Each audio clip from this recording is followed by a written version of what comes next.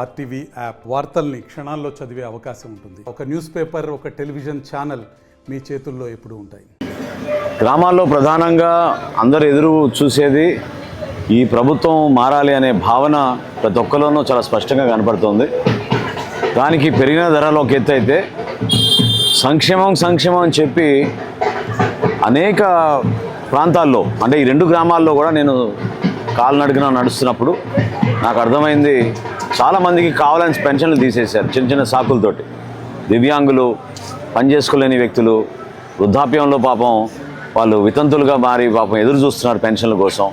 9 నెలలు అయింది, 8 నెలలు అయింది, సంవత్సరం అయింది. ఈ ప్రభుత్వం రాగానే పెన్షన్లు కూడా తీసేశారని చాలామంది కంప్లైంట్ చేశారు. పార్టీల పరంగా కావాలని కొంతమందిని ఇబ్బంది పెట్టారనేది చాలా స్పష్టంగా కనబడుతోంది. తేలప్రోలులో ఈ రోజున ముస్లిం మైనారిటీ సోదరులందరూ కూడా నేను హామీ ఇస్తున్నాను. నేను చంద్రబాబు నాయుడు గారు పర్యటించినప్పుడు, అదేవిధంగా అంతకుముందు పవన్ కళ్యాణ్ గారు వచ్చినప్పుడు కూడా ఒకే మాట మీద నిలబడదాం. అదేంటంటే దేశ సంరక్షణలో భాగంగా మేము బాధ్యతతోటి ప్రతి ఒక్కరిని వాళ్ళ మతాన్ని గౌరవిస్తాం, కులాన్ని గౌరవిస్తాం. ఎవరు కూడా ఎవరిపైన ఎటువంటి దాడులు చేసినా, ఎటువంటి సంఘటనలు జరిగినా క్షమించే పరిస్థితి ఏనాడు కూడా ఆంధ్రప్రదేశ్లో ఉండదు. ప్రభుత్వం చాలా బలంగా లా అండ్ ఆర్డర్ మెయింటైన్ చేస్తాం.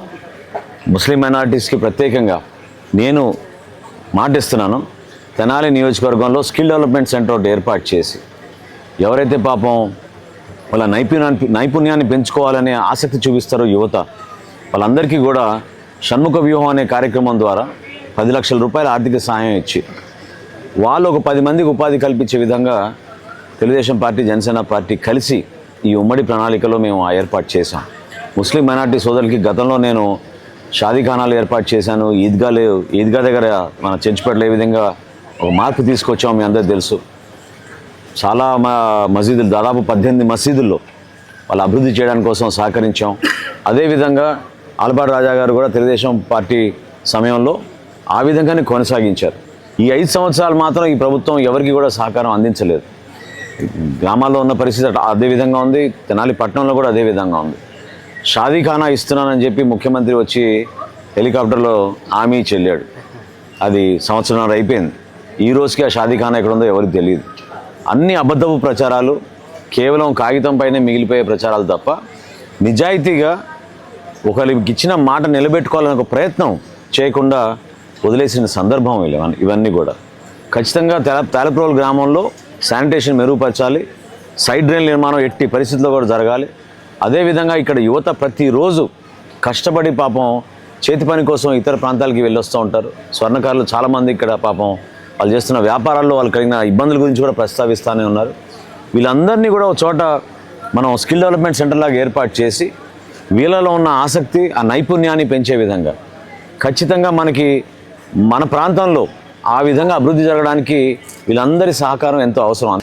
100% సంక్షేమం మరియు అభివృద్ధి రెండు కూడా మనం చేసే విధంగా ముందుకెళ్తాం. ఎందుకంటే గతంలో నేను మొట్టమొదటి రక్షిత మంచినీటి పథకం తెనాలి నియోజకవర్గంలో తేలప్రోలులోనే మొదలుపెట్టాం. ఆ రోజు నుంచి ఇక్కడ గ్రామంలో అందరికీ కూడా రక్షిత మంచినీటి పథకం అందించే విధంగా కుళాయిల ద్వారా అందించాలనేది ఒక పథకం. దాని ద్వారా తప్పకుండా తీసుకొస్తాం. అదేవిధంగా తేలప్రోలు నుంచి ఐతానగర్కి వెళ్ళే సీసీ రోడ్ నిర్మాణం ఆ రోజు ఎందుకు చేసామంటే వీళ్ళు పాపం బురదల్లో వర్షాలు పడినప్పుడల్లా ఎంతో కష్టాలు పడుతూ ఉంటారు. ఆ కష్టకాలంలో కూడా మనం ప్రభుత్వం నుంచి సహాయం అందించాలనే ఉద్దేశంతో నిలబడి వీళ్ళ కోసం అనేక కార్యక్రమాలు చేసాం. తప్పకుండా తేలప్రోలు అభివృద్ధి తెనాలితో ముడిపడి ఉంది. ఐతానగర్ అభివృద్ధి చెందాలి, తెనాలి అభివృద్ధి చెందాలి. అందులో తేలప్రోలు కూడా భాగస్వామిగా ఉండి మనం అన్ని విధాలుగా తేలప్రోలుని ఒక మంచి ప్రాంతంగా మనం అభివృద్ధి చేయాల్సిన బాధ్యత మనపైన ఉంది. దానికి అందరూ కూడా సహకరిస్తారని ఈ రోజున తెలుగుదేశం పార్టీ, జనసేన పార్టీ కలిసి మేము నరేంద్ర మోడీ గారి నాయకత్వాన్ని కూడా ప్రజల్లో తీసుకెళ్లి మేలు చేసే విధంగా నిలబడతామని సందర్భంగా తెలుపుకుంటున్నాను. మరిన్ని వీడియోస్ కోసం ఛానల్ ని సబ్స్క్రైబ్ చేయండి. లేటెస్ట్ అప్డేట్స్ కోసం వాట్సాప్ ఛానల్ ని ఫాలో చేయండి. అండ్ లింక్ డిస్క్రిప్షన్ లో ఉంది.